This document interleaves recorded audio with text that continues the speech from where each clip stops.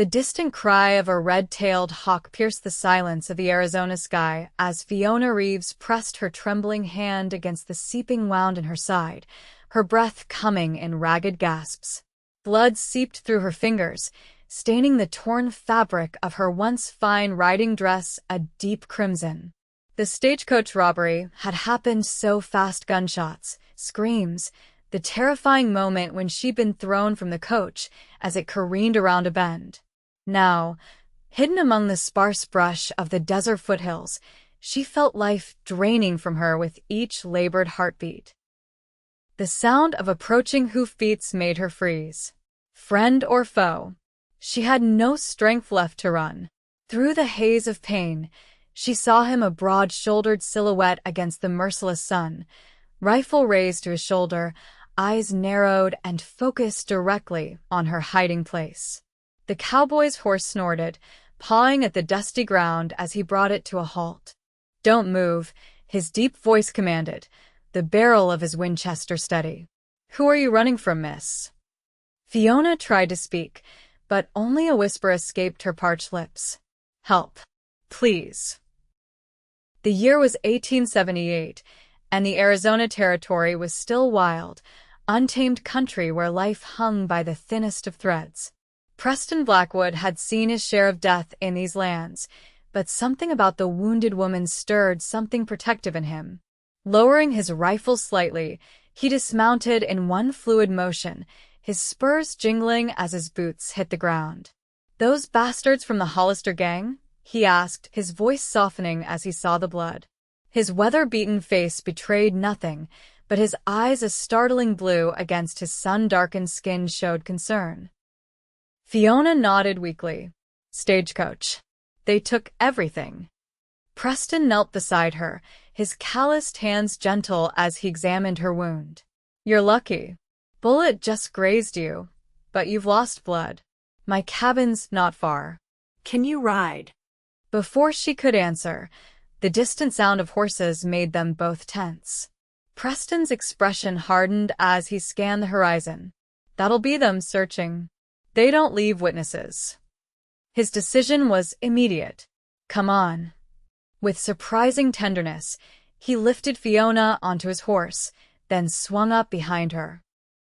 His arms circled her waist, careful of her wound but firm enough to keep her from falling. "Hold on," he whispered, his breath warm against her ear. "Don't make a sound." As they rode, Fiona drifted in and out of consciousness, aware only of the strength of the arm around her and the steady rhythm of the horse beneath them. The scent of leather, tobacco, and pine filled her senses. Though her side burned with pain, she felt strangely safe in this stranger's embrace. Preston guided his horse through a winding path between boulders and through dry creek beds, taking care to avoid leaving an obvious trail. His cabin appeared suddenly, a sturdy structure of logs and stone nestled against a rocky hillside, almost invisible until you were upon it. "Almost there," he murmured, feeling her sag against him. "Stay with me, miss." Inside, the cabin was simple but clean. A stone fireplace dominated one wall, a narrow bed stood in the corner, and a rough-hewn table with 2 chairs occupied the center of the single room. Preston laid Fiona gently on the bed, then moved with efficiency, gathering clean cloths, a bottle of whiskey, and a basin of water. "This will hurt," he warned, holding up the whiskey. "Drink some first." Fiona's eyes fluttered open. In the dim light of the cabin, she could finally see her rescuer clearly. He was younger than she'd first thought, perhaps 30, with a strong jaw shadowed by several days' growth of beard. His hands, though roughened by work, moved with a healer's precision as he cleaned her wound. "You've done this before," she observed, wincing as the alcohol burned against her torn flesh. A shadow crossed his face. "War taught me. Seen too many die from infection." His eyes met hers briefly. "You're lucky. Another inch and—" He didn't finish the sentence. "I'm Fiona," she offered, needing to fill the silence. "Fiona Reeves. I was traveling to Tucson to stay with my uncle." Preston Blackwood. He continued working as he spoke. Used to ride with the Arizona Rangers. Now I keep to myself. Safer that way. As he bandaged her side, Fiona studied him, wondering what had made this man choose solitude. There was kindness in his hands that contradicted the wariness in his eyes. "Why did you help me?" she asked softly. Preston's hands paused momentarily. "Couldn't leave you there." The simplicity of his answer held a depth that touched her. "They'll come looking," she whispered, fear creeping back into her voice. "Let them try." His words carried absolute certainty. "Rest now. You're safe here." As darkness fell, Preston prepared a simple meal of beans and jerky. He helped Fiona sit up to eat, supporting her with a gentleness that belied his rugged exterior. Outside, the wind picked up, carrying the lonely howl of a coyote. "The storm will cover our tracks," Preston observed, glancing out the small window. "We should be safe tonight." Fiona nodded, suddenly overwhelmed by the day's events. "I've lost everything. My clothes, my money, the letters of introduction to my uncle." "You're alive," Preston reminded her. "That's what matters." Later, as Fiona drifted towards sleep on Preston's bed, she watched him settle into a blanket near the fire, his rifle within reach. The last thing she remembered was the steady rise and fall of his chest and the feeling that, despite everything, she had somehow found sanctuary. Dawn broke with a soft patter of rain against the cabin roof. Fiona awoke to find Preston already up, a steaming cup of coffee in his hand as he stood by the window, scanning the surrounding landscape with the vigilance of a man accustomed to danger. "How's the pain?" he asked, turning to her. Fiona shifted carefully, testing her limits. "Better, I think." "Good. The bleeding stopped, but you'll need to take it easy." He brought her coffee and a plate with hardtack biscuits. "Not much of a breakfast, I'm afraid." "It's perfect," she assured him, suddenly ravenous. As she ate, she studied the cabin in daylight. Shelves lined one wall, filled with books, an unexpected sight in this wilderness home. "You read?" A hint of a smile touched Preston's lips. "Long winters. Not much else to do." He gestured to the collection. "Feel free. We might be here a while." "How long?" "Until I'm sure the Hollisters have moved on. They're not known for giving up easily." He hesitated. "I need to check our surroundings, make sure we didn't leave a trail." "Will you be all right alone?" Fiona nodded, though the thought of being left alone sent a flutter of anxiety through her. "I'll be fine." When Preston returned, soaked from the rain but satisfied they remained undiscovered, he found Fiona with one of his books open on her lap. She looked up with a smile that transformed her face, bringing color to cheeks that had been pale with pain. "Emerson," she said, holding up the volume. "My father loved his essays. Your father has good taste." Preston hung his dripping coat by the fire. "You're educated then?" "My father was a professor at Oberlin College. He believed women deserved the same education as men." Her expression softened with memory. "He died last year. That's why I'm traveling to my uncle's. I have nowhere else to go." Preston nodded, understanding loss all too well. "And your mother?" "Lost her when I was 12. Consumption." Fiona closed the book carefully. "What about your family?" A shadow crossed Preston's face. "Gone. Pa died in the mines when I was 14. Ma followed a year later. My brother was killed at Shiloh." "I'm sorry," Fiona said simply. Preston shrugged, his customary mask slipping back into place. "It was a long time ago." Days passed in a strange, peaceful rhythm. Fiona's strength gradually returned, and with it, a growing curiosity about the solitary man who had saved her life. Preston proved to be a man of few words but thoughtful actions. Each day, he checked her wound with careful hands, his touch professional yet somehow intimate in the confines of the small cabin. On the fourth day, when Fiona insisted on helping prepare their simple meal, Their hands brushed as they worked side by side. The contact, brief as it was, sent an unexpected warmth through her that had nothing to do with her healing wound. That night, as rain continued to drum against the roof, Preston finally shared more of his story. Sitting by the fire, his face half in shadow, he spoke of the war that had changed him, of the violence he'd seen as a ranger, and of his decision to withdraw from a world that seemed bent on destruction. After a while, I couldn't tell the difference between the outlaws I was chasing and the men giving the orders, he admitted. So I left. Found this place. Built it with my own hands. Don't you get lonely? Fiona asked softly. Preston's eyes met hers across the flames. Until now, I didn't think so. The simple honesty of his words hung between them, weighted with meaning neither was ready to acknowledge. On the morning of the 6th day, Preston announced he needed to ride into the nearest settlement for supplies. We're running low on food, and I need to see if there's news about the Hollistas, he explained, checking his pistol before tucking it into his holster. I'll be back before dark. Fiona felt a stab of fear at the thought of him leaving. Be careful. Something softened in Preston's expression. I always am. He hesitated, then added, keep the rifle close, just in case. You remember how to use it? She nodded, recalling his patient instructions the day before when he'd shown her how to load and fire the weapon.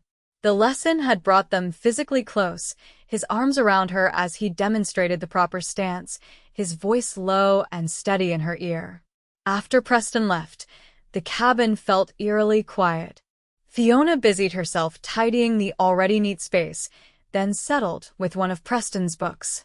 The hours crawled by with excruciating slowness. By late afternoon, shadows lengthened across the floor, and anxiety gnawed at her. Just as the sun began to set, hoofbeats approached. Fiona grabbed the rifle, her heart pounding, but relaxed when Preston's familiar figure appeared in the doorway. His expression, however, was grim.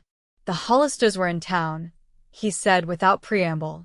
They're asking about a woman who escaped the stagecoach robbery, offering a reward for information. Fiona sank onto a chair, her legs suddenly weak.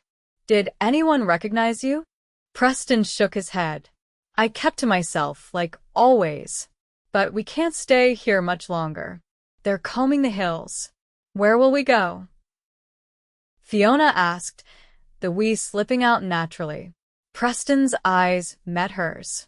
I have a friend with a ranch near the New Mexico border. We'll leave at first light. That night, a tension filled the cabin that had nothing to do with the danger pursuing them. As they prepared for bed, the reality that this might be their last night in the place that had become a sanctuary weighed heavily on them both. Preston, Fiona said softly as he spread his blanket by the fire. Thank you. For everything. He looked up, his face illuminated by the flickering flames. You don't need to thank me. I do, she insisted. You risked your life for a stranger. You've shown me nothing but kindness. Preston stood, crossing to where she sat on the edge of the bed. You're not a stranger anymore, Fiona. The way he said her name, with a gentleness she hadn't heard before, made her breath catch. He reached out, hesitantly, and touched a strand of her auburn hair that had fallen loose from its pins. We should get some rest, he said, his voice rough. Tomorrow will be a long day. But as he turned to go, Fiona caught his hand. The cabin was silent except for the crackle of the fire and the sound of their breathing. Preston looked down at their joined hands, then slowly raised his eyes to meet hers. What Fiona saw their desire, tenderness, and a vulnerability she'd never expected made her heart race. When he bent to kiss her, it felt like the most natural thing in the world. His lips were gentle at first, questioning, but when she responded, the kiss deepened with an urgency that surprised them both. His arms encircled her, careful of her healing wound, drawing her against the solid warmth of his chest. Fiona, he murmured against her mouth. I didn't mean for this to happen. She smiled, touching his face, feeling the roughness of his beard against her palm. "I'm glad it did." That night, they shared the narrow bed, their bodies finding a perfect fit despite the confined space. Preston's touch was reverent as he explored her body, discovering each curve with wonder. Fiona, whose only knowledge of physical love came from whispered conversations among married friends, was surprised by the depth of feeling his caresses awakened in her. They came together slowly, their union a revelation of tenderness and passion that transcended the danger surrounding them. In the aftermath, as they lay entwined, Preston's heartbeat steady beneath her cheek, Fiona felt a sense of belonging she'd never known before. "I never expected you," Preston whispered into her hair. "I thought I'd live out my days alone in these hills." Fiona pressed closer, savoring his warmth. "Life has a way of surprising us." Before dawn, they prepared to leave. Preston packed efficiently, taking only what they needed. Fiona wore a pair of his trousers and a shirt, cinched with a belt to fit her smaller frame. Her ruined dress was left behind, a remnant of a life that already seemed distant.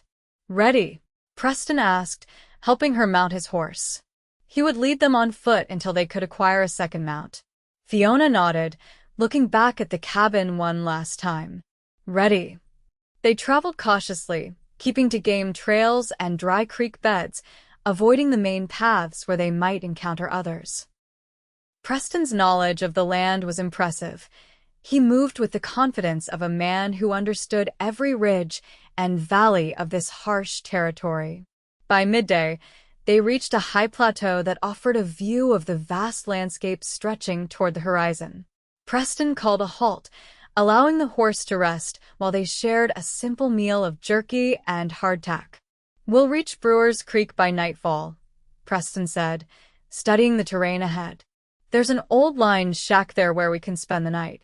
Tomorrow, we'll hit Winchester Trail, which will take us east toward the border." Fiona nodded, trying to memorize the landmarks he pointed out.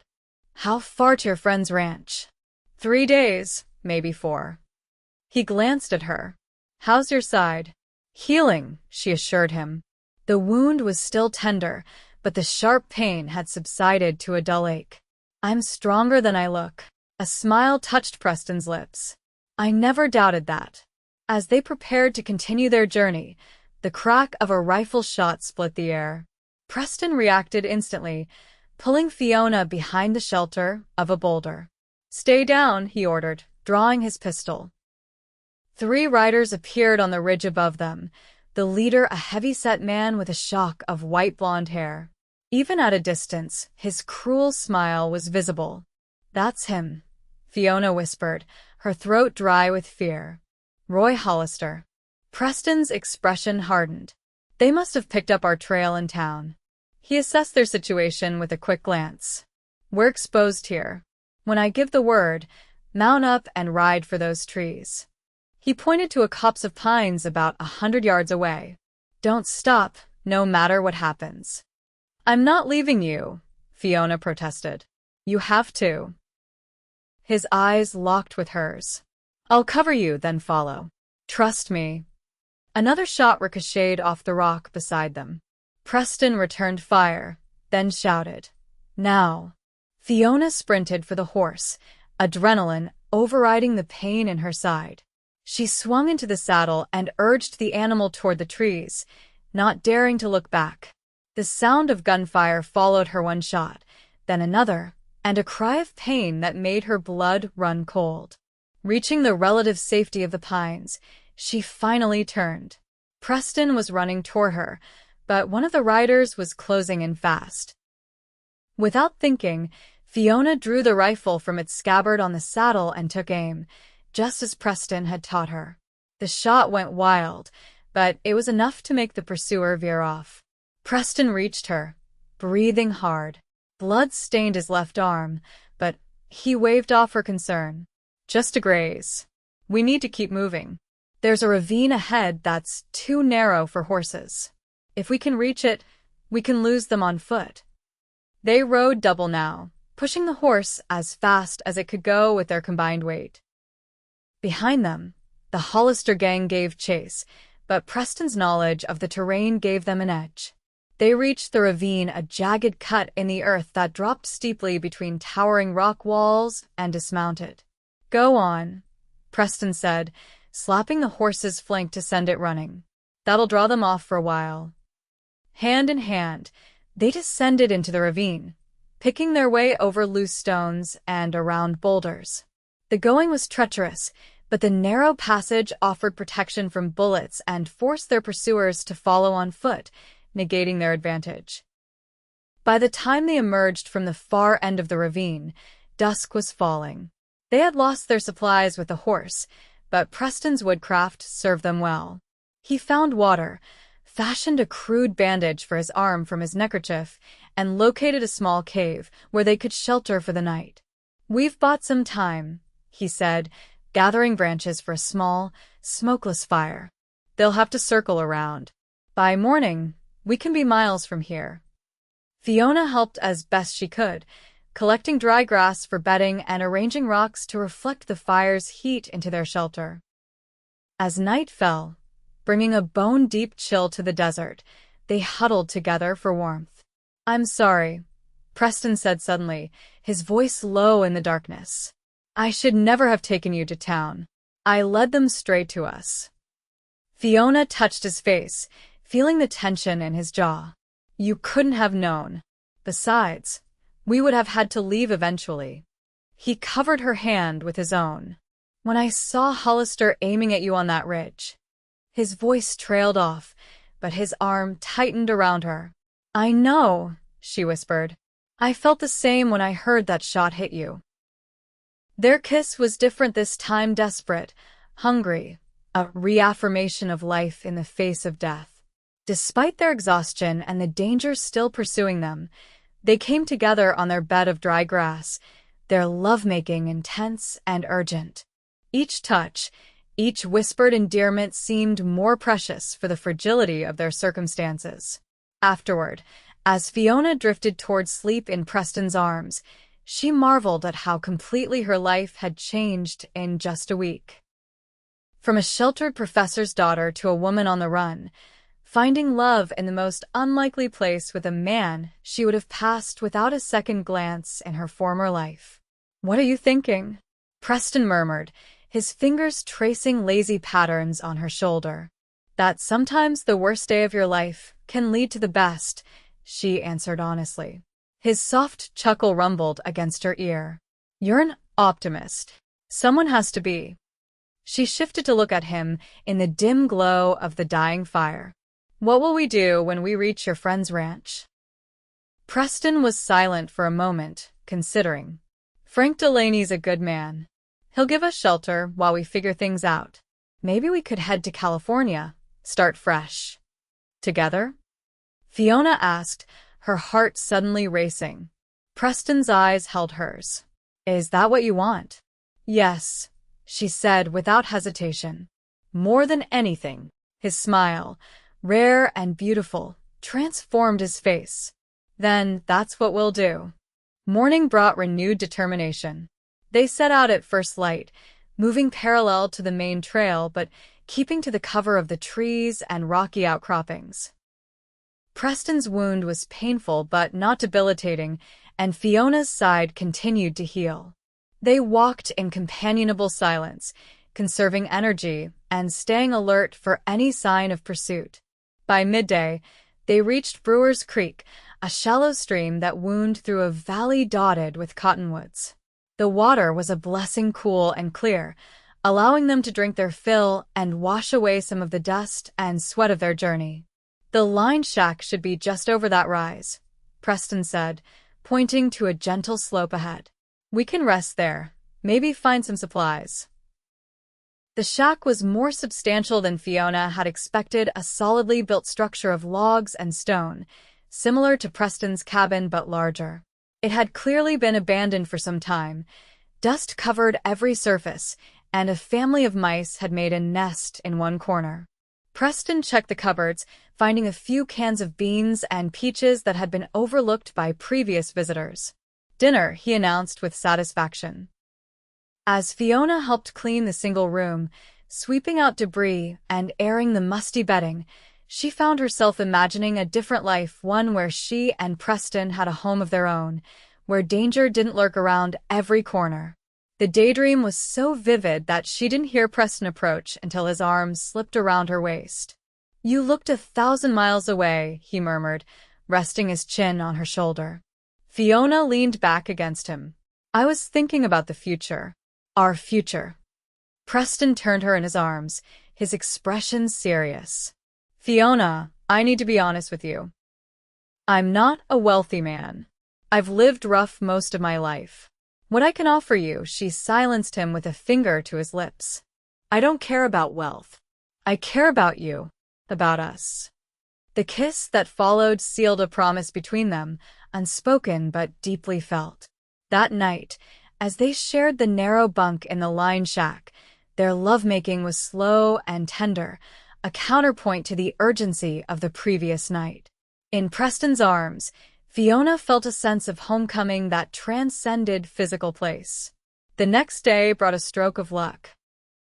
A prospector passed by the shack, leading 2 mules laden with equipment.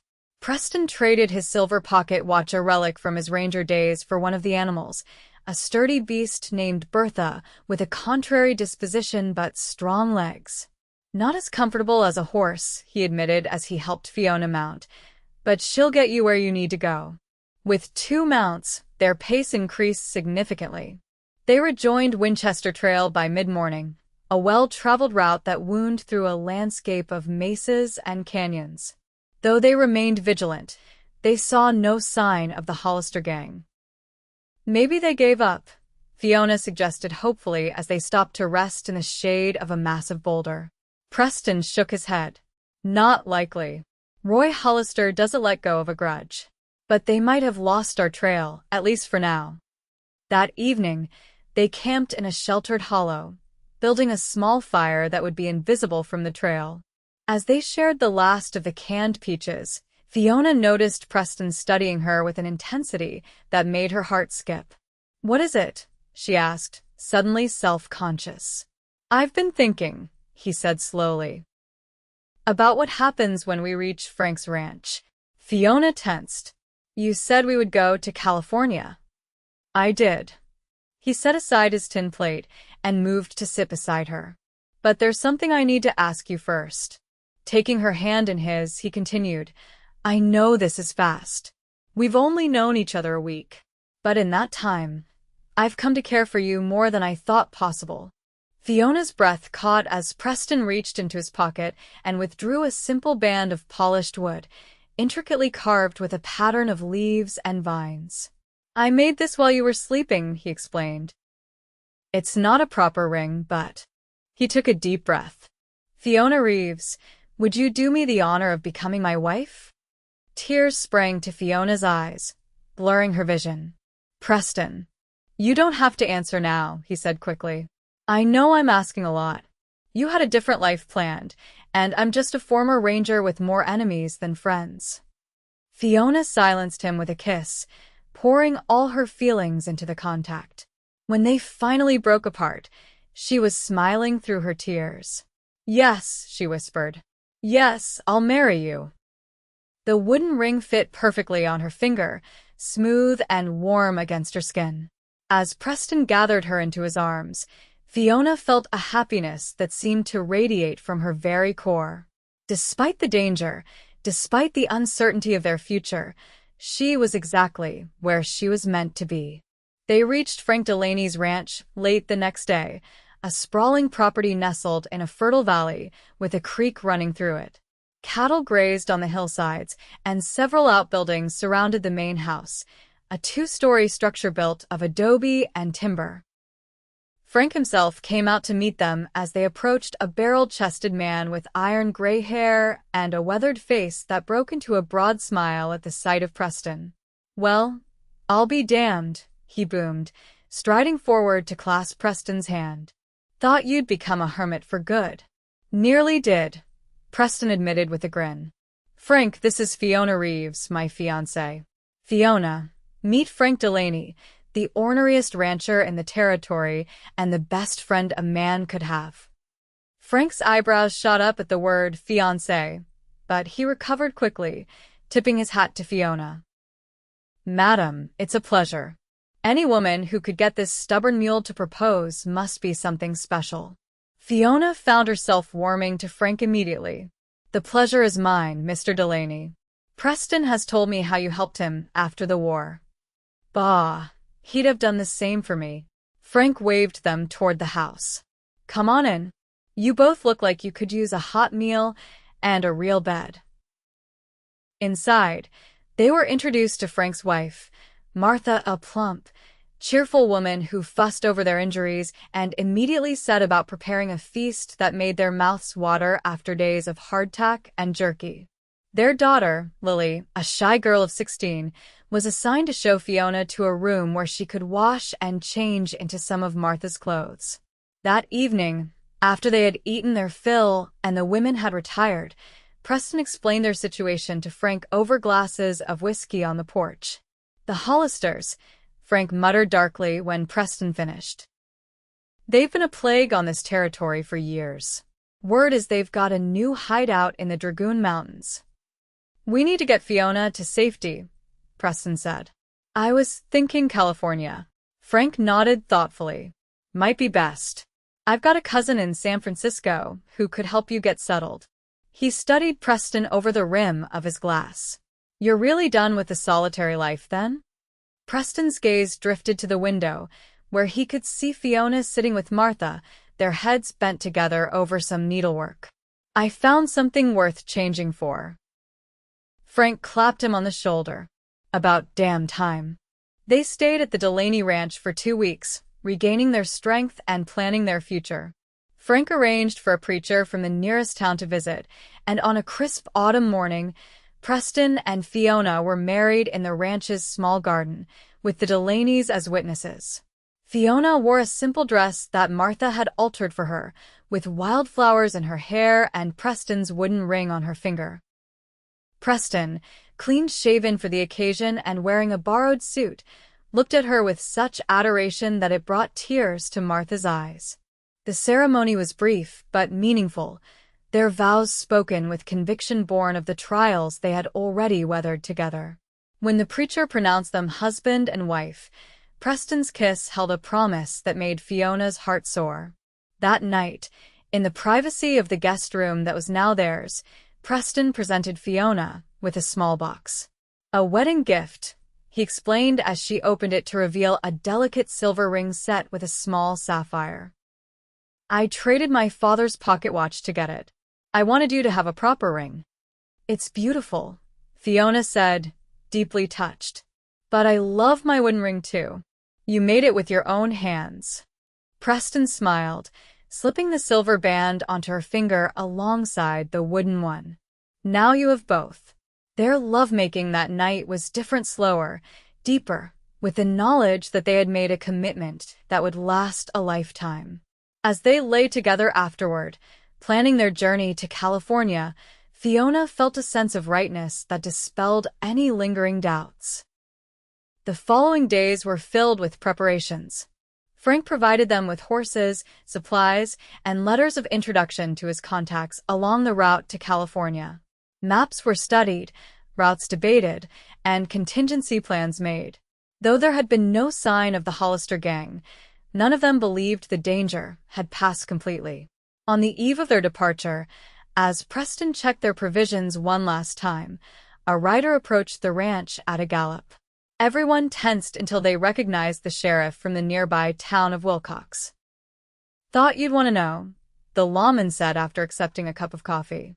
"Roy Hollister and his boys tried to rob the bank in Benson yesterday.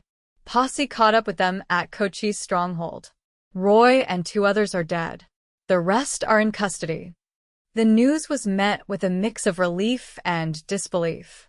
After all the fear and running, it seemed almost anticlimactic that their pursuers had met their end in an unrelated incident. "Are you sure it was Roy?" Preston asked, needing confirmation.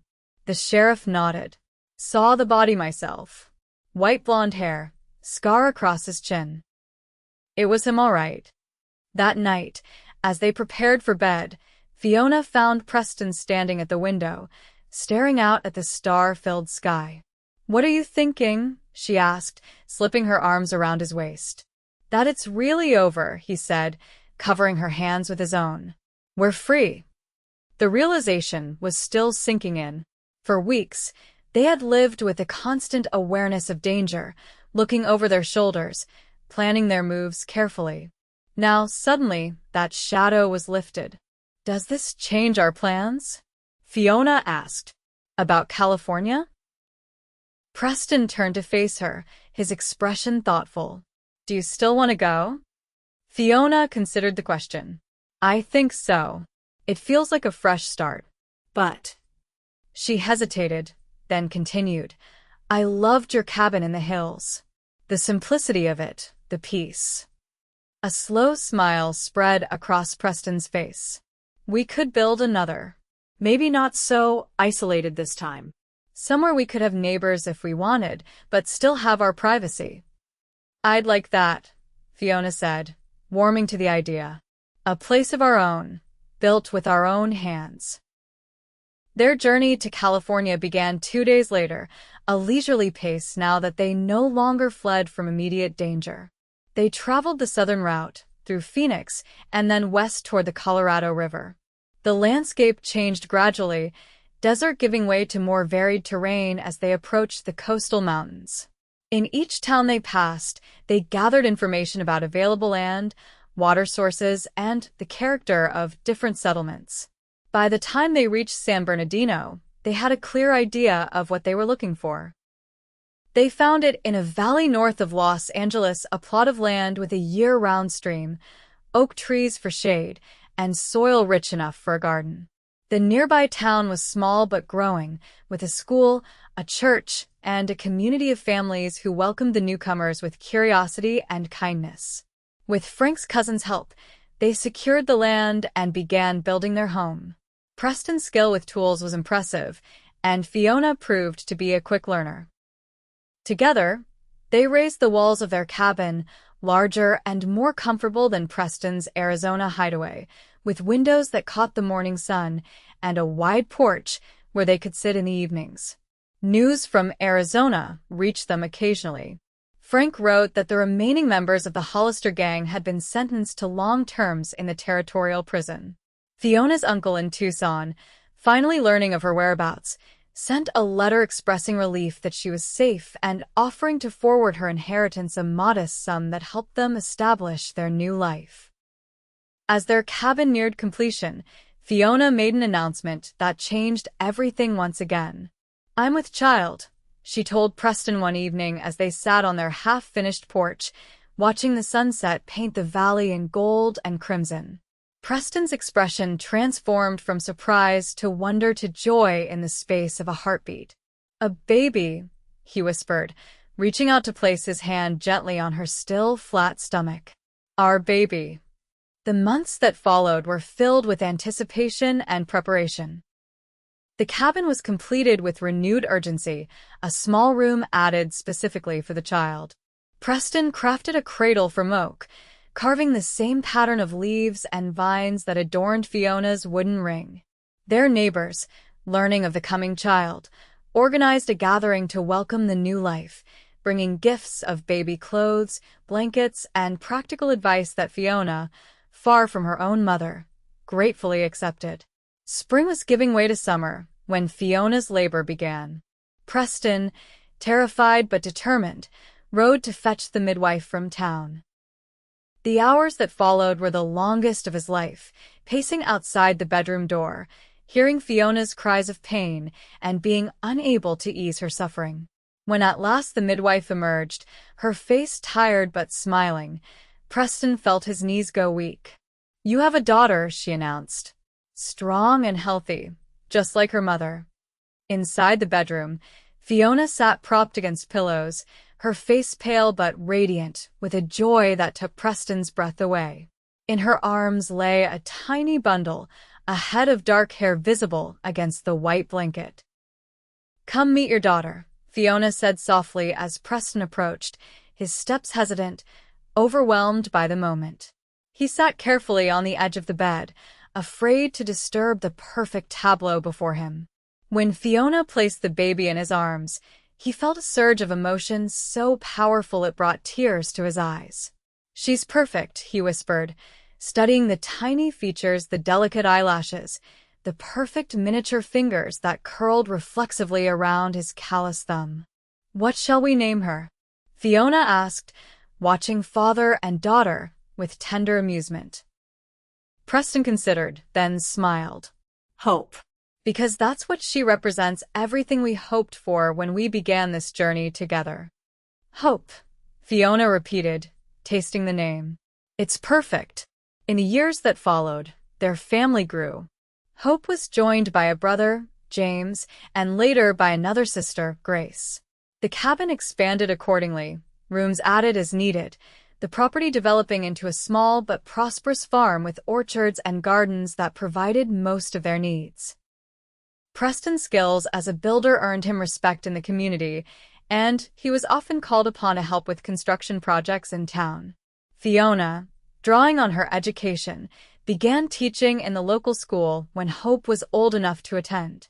They never forgot how they had found each other, the desperate circumstances that had brought them together, the dangers they had faced, the leap of faith they had taken.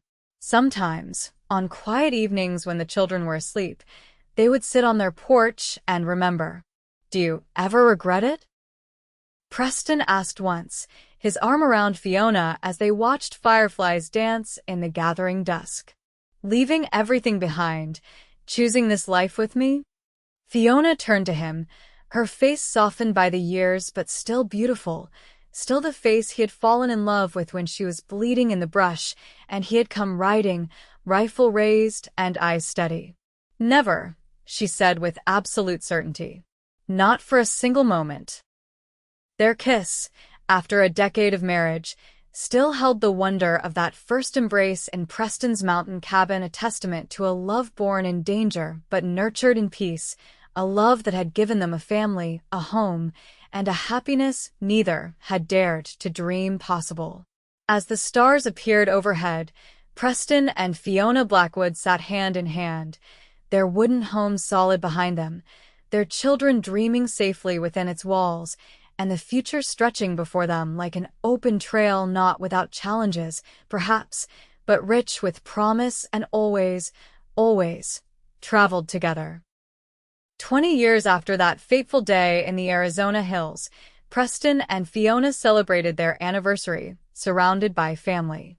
Hope, now a poised young woman of 19, had inherited her father's quiet strength and her mother's intelligence. She was engaged to the son of a neighboring rancher, a match that pleased both families. James, at 17, worked alongside his father, showing the same skill with tools and the same protective instinct toward those he loved. 12-year-old Grace, the image of her mother, filled their home with music from the piano Preston had hauled by wagon from Los Angeles as a surprise for Fiona's 40th birthday. The celebration was held in the garden that Fiona had cultivated over the years, now a riot of color and fragrance. Friends from town joined them, bringing dishes to share and stories to tell. The Blackwoods were respected members of the community now, their history adding a touch of romance to their standing rather than casting a shadow. As twilight fell and lanterns were lit, Preston raised a glass in toast to his wife. 20 years ago, he said, his voice carrying in the quiet garden, I found a woman bleeding in the brush and thought I was saving her life. He smiled at Fiona, his blue eyes still bright in his weathered face. I didn't realize she was actually saving mine. The wooden ring still adorned Fiona's finger alongside its silver companion, worn smooth by the years, but as cherished as the day Preston had carved it.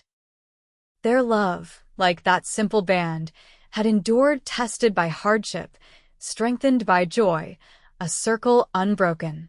And if sometimes, in the deep of night, Preston still woke with a start, reaching for a rifle that was no longer beside the bed, Fiona would simply draw him close, her presence a reminder that the dangers of the past were behind them, that the life they had built together was real and lasting. In the end, it was the love that had bloomed in the most unlikely circumstances that had proven to be their greatest adventure, a journey that, even after 20 years, continued to reveal new horizons with each passing day.